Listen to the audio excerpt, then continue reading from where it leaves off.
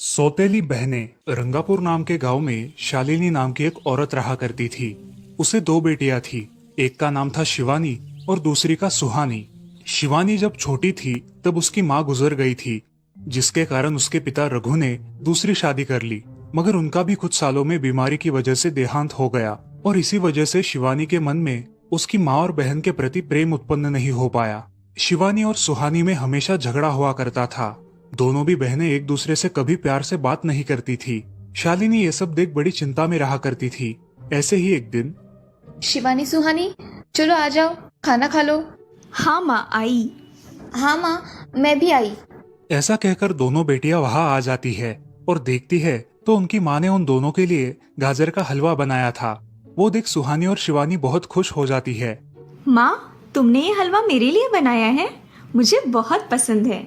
मुझे पता है कि मेरी दोनों बेटियों को हलवा कितना पसंद है, इसीलिए तो मैंने तुम दोनों के लिए हलवा बनाया है। और मेरे लिए माँ? अरे हाँ बेटी, मैंने तुम्हारे लिए भी बनाया है।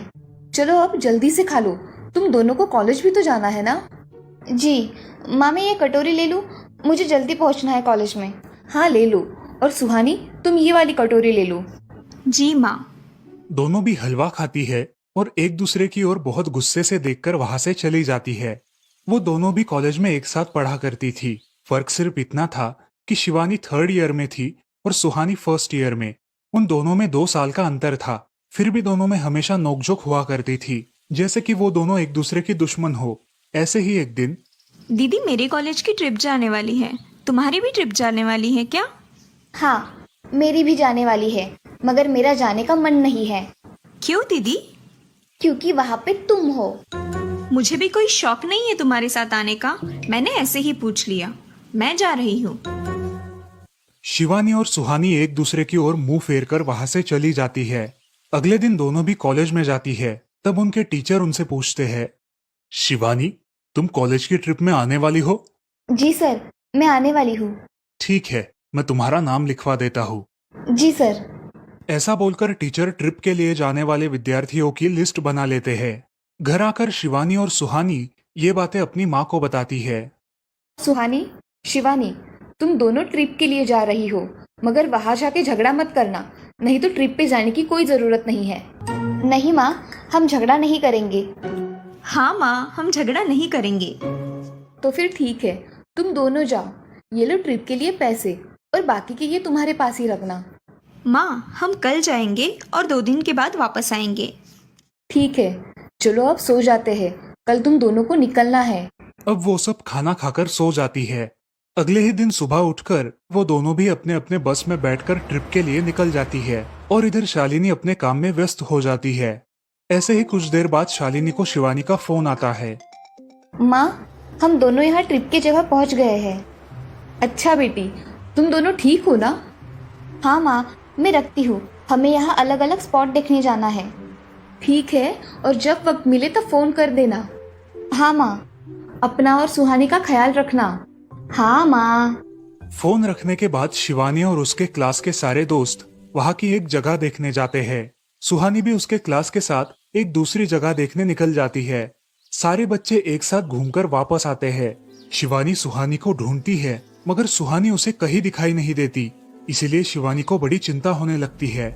अरे, ये सुहानी कहाँ रह गई? इसका तो कुछ भी पता नहीं, कहाँ ढूंढूं इसे? तभी शिवानी को सुहानी दिखाई देती है और उसके जान में जान आ जाती है। सुहानी, कहाँ गई थी तुम? मुझे कितनी चिंता लग गई थी तुम्हारी। अरे, मैं यहाँ ही थी मेरी सहेलियों के साथ, मुझे कुछ नहीं हुआ। ऐसा बोलकर सुहानी वहाँ से चली जाती है। दूसरे दिन सब लड़के लड़कियाँ जल्दी उठकर अपनी तैयारी कर लेते हैं और पहाड़ पर जाने के लिए निकलते हैं। वो सब आज थोड़ा घूमकर शाम तक निकलने वाले थे। सब विद्यार्थी एक हिल स्टेशन देखने चले जाते हैं। शाम होने तक उस पहाड़ी का मजा उठाते हैं, लेकिन सुहानी बिना किसी को बताए उस पहाड़ी के एक अनजान हिस्से में चली जाती है। वहाँ का मनमोहक दृश्य देखते देखते गलती से उसका पैर फिसल जाता है और वो वहाँ से नीचे गिर जाती है। शाम हो जाने के कारण सभी विद्यार्थी वहाँ से निकलने लगते हैं और यहाँ सुहानी एक पेड़ के सहारे उस पहाड़ी की चोटी पर लटकी रहती है। शिवानी सभी विद्यार्थियों में अपनी बहन को ढूंढती है, लेकिन वो उसे कहीं नहीं मिलती। सुहानी को ढूंढते ढूंढते शिवानी वापस उसी पहाड़ी के पास आती है और उसे आवाज लगाती है। सुहानी, सुहानी कहाँ हो तुम? दीदी मैं यहाँ हूँ, बचाओ मुझे, मैं यहाँ हूँ। सुहानी की आवाज की ओर जाते ही उसे पता चलता है कि सुहानी पहाड़ी पर लटकी है। ये सब देखकर शिवानी बहुत घबरा जाती है। शिवानी अपनी पूरी ताकत लगाकर उसे ऊपर खींच लेती है। तुम यहाँ क्यों आई थी?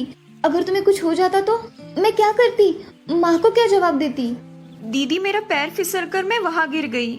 मैंने बहुत आवाज दी मगर मेरी आवाज किसी ने नहीं सुनी। तुम ढूंढती हुई आई और मुझे बचा लिया। तुम दुनिया की बेस्ट दीदी हो। हाँ सुहानी, चलो अब घर जाने के लिए देर हो जाएगी, बस निकल जाएगी। सुहानी को ऊपर खींचते वक्त शिवानी के हाथ पर बहुत सारे जख्म हो गए थे, इसीलिए सुहानी अपनी ओढ़नी फाड़कर उसके हाथ पे बांध देती है और अब वो दोनों बस के पास चले जाते हैं। क्या हुआ है शिवानी, हाथ से खून बह रहा है तुम्हारे? कुछ नहीं सर, मैं वहाँ पे गिर गई थी, अब मैं ठीक हूँ। टीचर और सारे छात्र गाड़ी में बैठकर घर जाने के लिए निकलते हैं। घर आने के बाद शिवानी सारी हकीकत अपनी माँ को बताती है और वो सब सुनकर माँ दोनों को गले लगाकर रोने लगती है।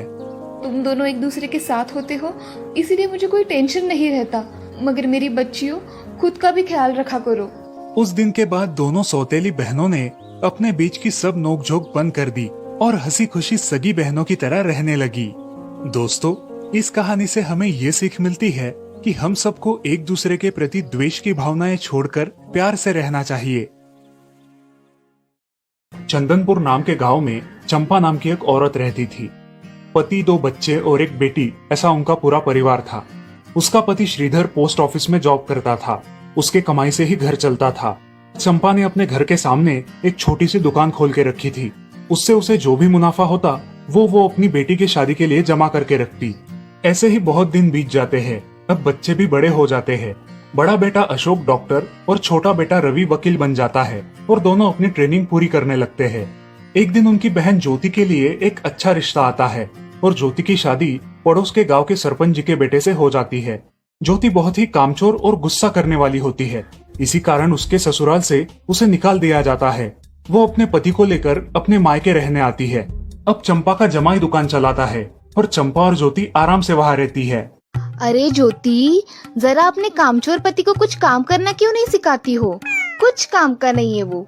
अरे हाँ माँ, उनके पिताजी ने तो उन्हें ही घर से निकाल दिया और हमारे माथे मर दिया। जाने दो, पति है। माँ और बेटी इसी तरह तानेबाजी करती रहती। अब बड़े बेटे अशोक की शादी उन्हीं के गांव के एक लड़की से करा दी गई, लेकिन उस लड़की से भी चंपा बहुत काम करवाती और वो बेचारी सासू माँ का आदर करके सब काम चुपचाप करती थी। एक दिन वो काम करके थक गई और एक जगह पर बैठ गई। ए कामचोर कमला, इतना सारा काम पड़ा है घर में, क्या वो तुम्हारा बाप आके करेगा? चलो उठ, काम कर। हाँ हाँ माँ जी, करती हूँ। ऐसा कह के कमला अपने काम पर लग जाती है और सारा काम खत्म कर देती है। चंपा अपने बेटे अशोक से घर आने के बाद चुगलियां किया करती थी। अशोक घर आकर कमला को बहुत भला बुरा कहता और कभी कभी तो उस पर हाथ भी उठाया करता था। ये सब रवि देखा करता था और रवि को बहुत बुरा लगता था।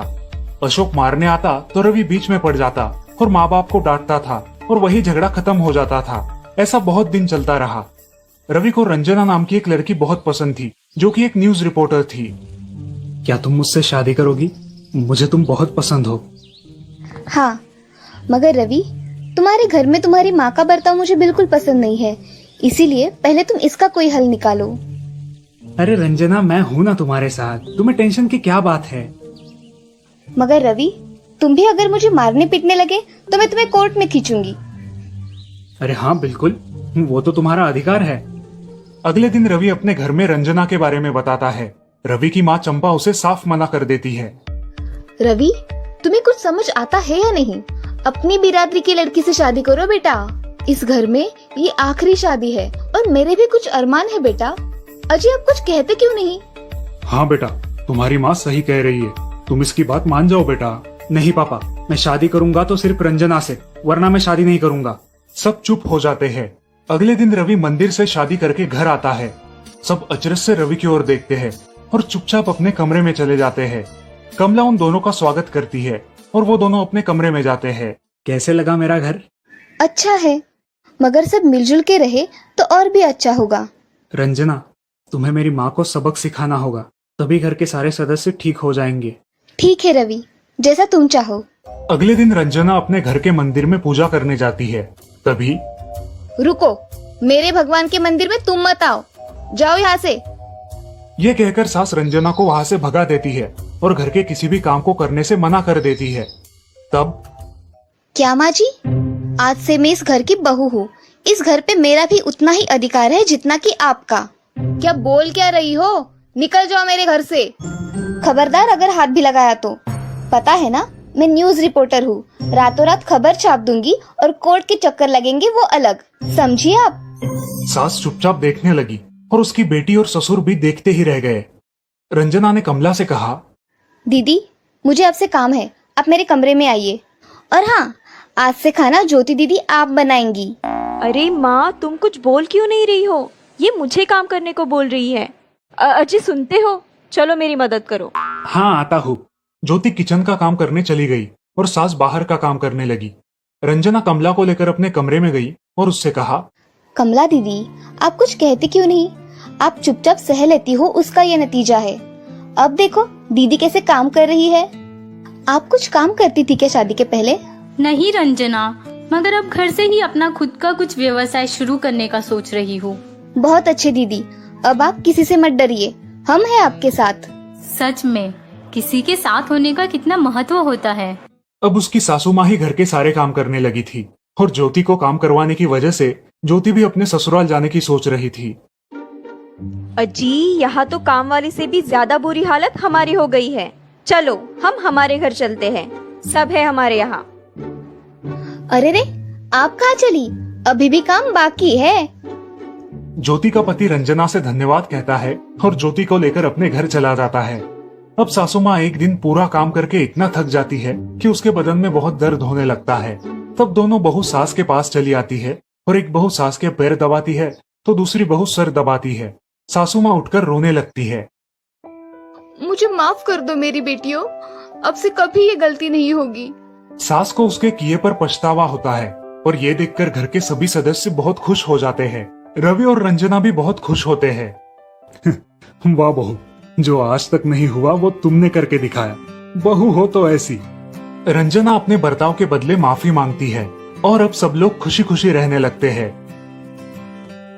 तो दोस्तों, इस कहानी से हमें ये सीख मिलती है कि हम सब मिलके परिवार बनता है और हम सब परिवार का महत्वपूर्ण अंग होते हैं। परिवार के काम मिल बांट कर करना ये हमारी वैयक्तिक जिम्मेदारी है।